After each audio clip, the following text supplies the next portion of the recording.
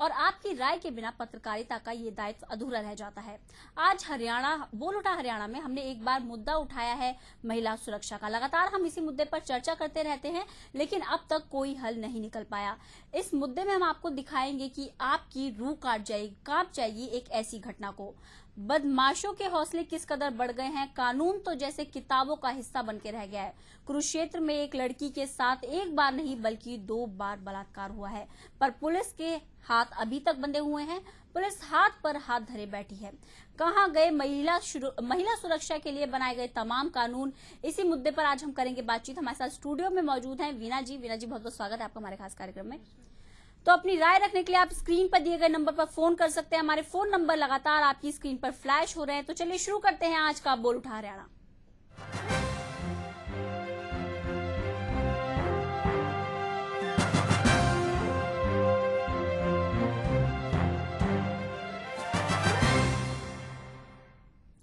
कुरुक्षेत्र में अपराधियों के हौसले इतने बुलंद हैं कि उनको शासन और प्रशासन का डर ही नहीं है। आपको आज हम जो खबर दिखा रहे हैं उससे आप अपनी बच्चियों को बाहर भेजने से पहले 10 बार सोचेंगे। अस्पताल के बिस्तर पर लेटी ये वो मासूम है जिसके साथ 2 बार बलात्कार हुआ। एक बार 19 नवंबर 2013 को और दूसरी बार 11 मार्च 2014 को। अब हम पूरा मामला आपको तफ्तीश से बताते हैं। कुरुक्षेत्र की रहने वाली पीड़िता 10वीं की छात्रा थी। तब इससे नवंबर 2013 में बलात्कार हुआ, जिसके बाद सिटी पुलिस ने मामला दर्ज कर 4 आरोपियों में से 2 को गिरफ्तार किया और जेल भेज दिया गया। उसके बाद 11 मार्च 2014 को आरोपियों की दोबारा अदालत में पेशी होनी थी, लेकिन दरिंदों को पुलिस का डर नहीं था। वो दोबारा पीड़िता को 9 मार्च की शाम घर के बाहर से अपहरण कर उसका दोबारा रेप किया गया।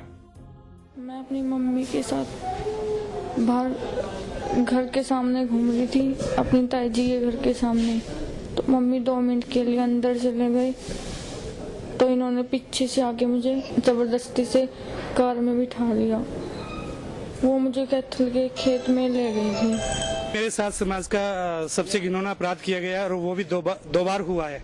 इस केस में जो नेग्लिजेंसी पुलिस की रही है वो बड़ी ही शर्मनाक और अफसोसनाक है।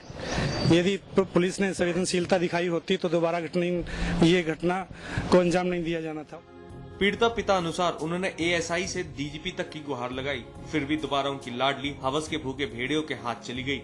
वहीं पुलिस पर संवेदनहीनता के आरोप लगे हैं। वहीं पुलिस के आला अधिकारी इस मामले को बेहद गंभीरता से लेकर जांच कर रहे हैं। पुलिस ने मुकदमा दर्ज कर लिया और मुकदमा जिस आधार पे उसने बयान दिया उस आधार पर मुकदमा दर्ज करके और कार्रवाई शुरू कर दी है। और जो भी तथ्य सामने आएंगे उस हिसाब से पुलिस लीगल कार्रवाई करेगी। इस मामले में सबसे बड़ा सवाल यह है कि एक बार रेप होने के बाद भी आरोपियों के हौसले इतने बढ़ गए कि वो एक बार फिर से वही घटना दोहरा दिया और पुलिस भी हाथ पर हाथ रख के बैठे रह गई। अब पीड़िता और उसके परिवार को इंतजार है केवल इंसाफ का। आई विटनेस न्यूज के लिए कुरुक्षेत्र से चंद्र प्रकाश की रिपोर्ट। तो रिपोर्ट आपने देखी कि दरिंदगी की हद किस हद तक बढ़ गई है। क्यों एक के बाद एक बलात्कार हो रहे हैं, लेकिन पुलिस अभी तक किसी भी तरीके की सुरक्षा व्यवस्था को सुनिश्चित नहीं कर रही, इंतजाम नहीं कर पा रही है कि महिला सुरक्षा को किस तरह से सुदृढ़ बनाया जाए, किस तरह से पुख्ता किए जाए सुरक्षा के इंतजाम। इसी पर लगातार आज हम चर्चा करेंगे। हमारे साथ वीना जी स्टूडियो में है।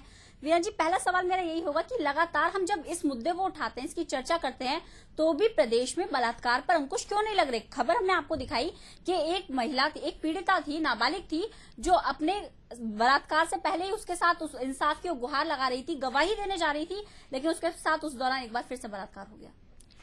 देखिए, सबसे पहले मैं इस चीज का ये जो हो रहा है पूरा सेक्स नहीं, ये एक क्राइम है, ये एक बलात्कार नहीं, ये एक अत्याचार हो रहा है महिलाओं के प्रति।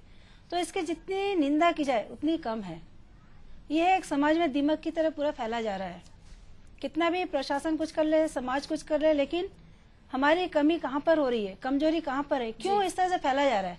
हमको इन सब बातों पे हमको देखना पड़ेगा जी कि आज किस लिए, कि क्या वजह है जो इस तरह से महिलाओं के प्रति इस तरह से अत्याचार किया जा रहा है।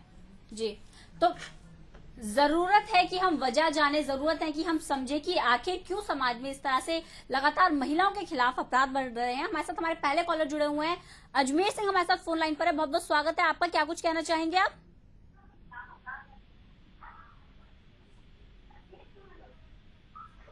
अजमेर जी, आप अपने टीवी का वॉल्यूम थोड़ा कम करिए।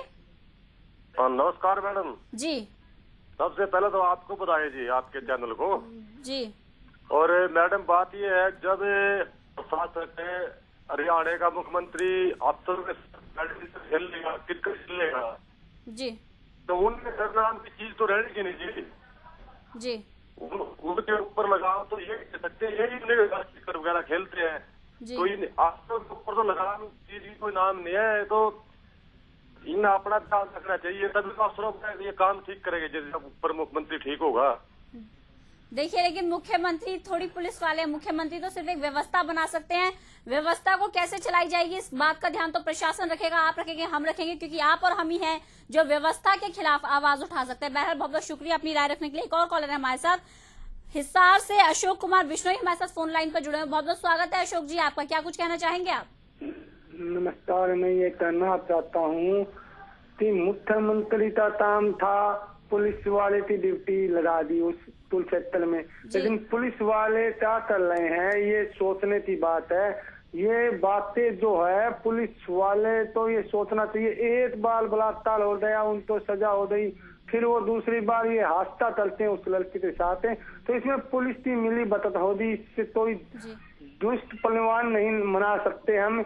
और लड़की के साथ 2 बार बलात्कार होने के बाद भी दीक्षा भुत्तल जो हमारी शिक्षा मंत्री है और जो भी है, उनको ये सोचना चाहिए कि कुल क्षेत्र जो धर्म धरती है, धर्म की राज्य हम धर्म धरती मानते हैं, तो उसमें उस पवित्र धरती के अंदर एक लड़की जो मासूम के साथ 2 बार बलात्कार होता है, तो इससे शर्म की बात। मैं मीना जी से यही कहना चाहता हूँ कि इस बात पे हम आपके साथ हैं मीना जी, आप पूरा जोर समाज के लिए लगा रहे हैं, तो हम आपके पीछे हैं। और मैं ये कहना चाहता हूँ इस चैनल के माध्यम से कि तुम आगे बढ़ो, हम आपके साथ। जी बहुत बहुत शुक्रिया अशोक जी अपनी राय रखने के लिए, लेकिन आप आगे बढ़िए, आपके साथ है, आप किसी के आगे बढ़ने का इंतजार मत करिए, क्योंकि आप खुद समाज का हिस्सा हैं। आप आगे बढ़ेंगे तो आपके साथ हजारों हाथ जुड़ेंगे, इसलिए आप इंतजार मत करिए। बहरहाल बीना जी है ही आवाज उठाने के लिए, लेकिन जरूरत है कि आप खुद भी अपनी आवाज उठाएं। हमारे साथ एक और कॉलर सफीदों से फोन लाइन पर जुड़े हैं, बहुत बहुत स्वागत है आपका, क्या कुछ कहना चाहेंगे आप? नमस्कार मैडम, पहले तो आपको बताइए जो आप ऐसे मुद्दे उठाते हो डेली, जी आपका शुक्रिया। ये मैडम जो ये कांड है, इसमें कहीं ना कहीं पुलिस की भी लापरवाही जरूर होगी, क्योंकि हरियाणा के अंदर पुलिस जो पैसे लेकर के ऐसे इन कामों के अंदर ढिलाई बरत देती है, जिसके कारण ये महिलाओं की असुरक्षित है हरियाणा के अंदर, ज्यादातर हरियाणा के अंदर जी। और ज्यादा जो दलित वर्ग है उसके अंदर बहुत ही ज्यादा अत्याचार होते हैं, तो कहीं ना कहीं पुलिस की ढिलाई बहुत ज्यादा पाओगी।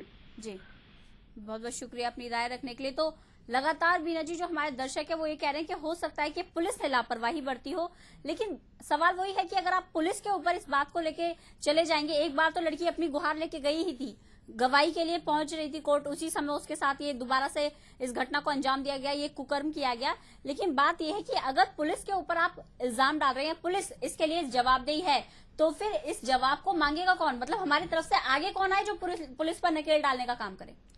इसमें देखिए मुख्यमंत्री खुद तो आ नहीं सकते मैम। नहीं, इसमें देखिए बहुत सारे, अगर हमको इसका कारण ढूंढना पड़ेगा जी कि ये क्यों ऐसा हो रहा है। तो इसमें बहुत कुछ इसके दोषी पाए जाते हैं, बहुत उसके दायी पाए जाते हैं जी। पहले तो देखिए हमको इसका कारण ढूंढना पड़ेगा क्या कि क्यों इस वजह से ये हो रहे हैं।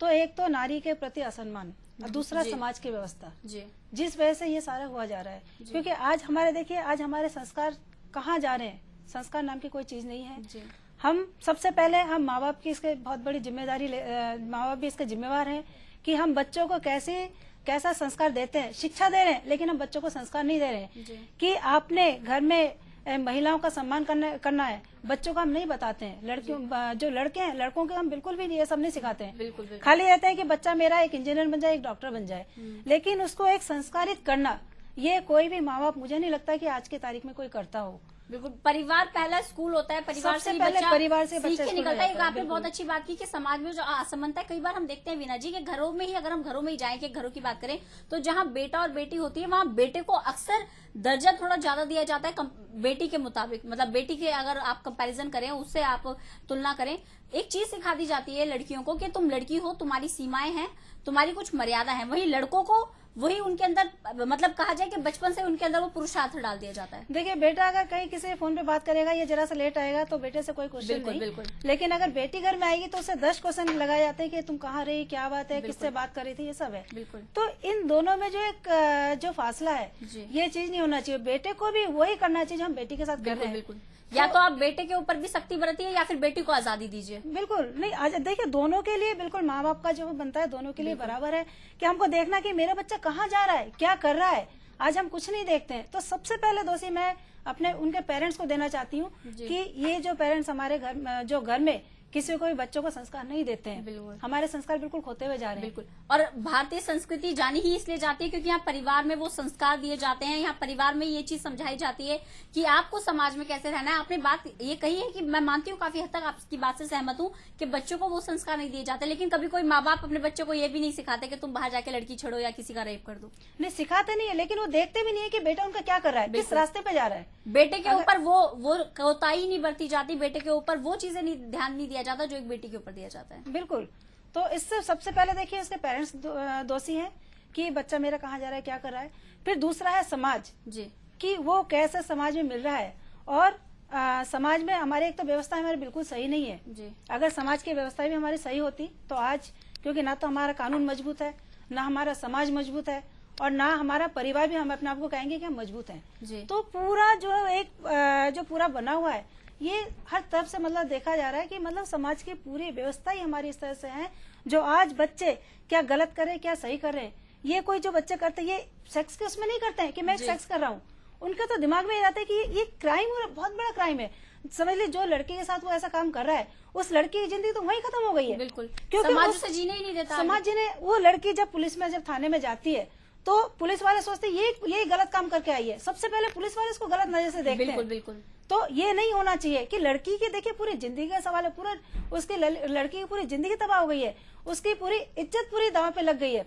लेकिन उसके बाद भी जब थाने में रिपोर्टिंग के लिए जाते हैं तो पुलिस वाले उससे 10 तरह के सवाल पूछते हैं कि नहीं क्या हुआ, कैसे हुआ, उसको गलत नजर से देख के उससे इस तरह से क्वेश्चन किया जाता है जो नहीं होना चाहिए। तो इसमें क्या हमको उनके साथ में आके उनके साथ में खड़े उनके पूरी सहानुभूति दिखानी चाहिए बेटी के साथ, क्योंकि आज देखिए जिसके साथ हो रहा है वो तो ऐसा बहुत ही गलत है, ये बिल्कुल समाज में नहीं होना चाहिए। और जिसके साथ भी हुआ है तो उसके साथ में समाज को भी खड़े रहना चाहिए। बिल्कुल, समाज को खड़े रहना चाहिए। इसी मुद्दे पर हम चर्चा करेंगे। आपने बहुत अहम यहाँ पर पॉइंट रखा है कि पुलिस वाले भी इस तरीके की हरकतें करते हैं कि लड़की अपने आत्मसम्मान खो देती है, अपने वो जीने की जो इच्छा होती है उसे खत्म कर देती है। कई बार इस तरह के केसेस भी सामने आते हैं कि रेप पीड़ितों ने आत्महत्या कर ली। एक कॉलर की राय ले लेते हैं। रामपाल हमारे साथ कलायत से फोन लाइन पर जुड़े हैं, बहुत बहुत स्वागत है आपका। क्या कुछ कहना चाहेंगे आप? हेलो रामपाल जी, आप अपनी राय रख सकते हैं। हाँ जी, बोलो जी, किस बात पे?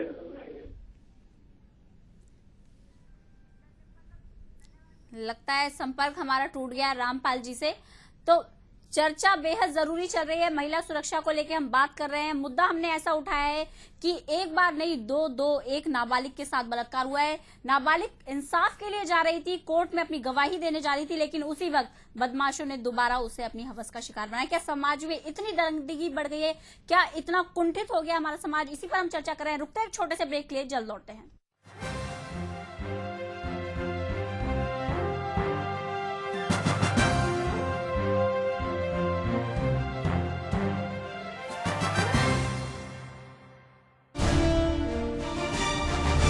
आया चुनावी मौसम, नेताजी खुलकर कर रहे हैं तिकड़म,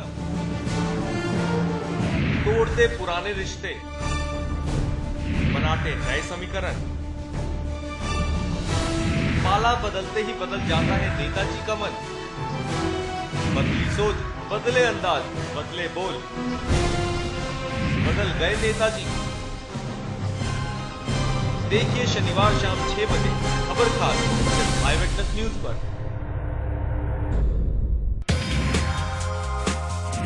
सच हमेशा सच रहता है, लेकिन सच बोलना बेहद जरूरी है। लोगों का भरोसा हमारी ताकत है। इस ताकत को बनाए रखना बेहद जरूरी है।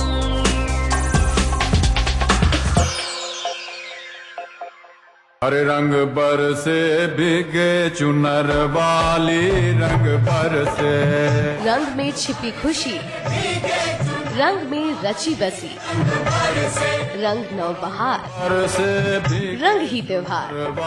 आओ इन रंगों में रंग जाए, खुशियों के संग होली मनाए। आई विटनेस न्यूज की तरफ से होली मुबारक।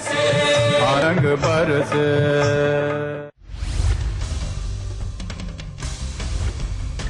मैं अपनी तरफ से और अपनी पार्टी की तरफ से शुभकामनाएं देता हूं आई विटनेस को, और मुझे और हम सभी साथियों का ये पूरा विश्वास है कि आप बिल्कुल निष्पक्ष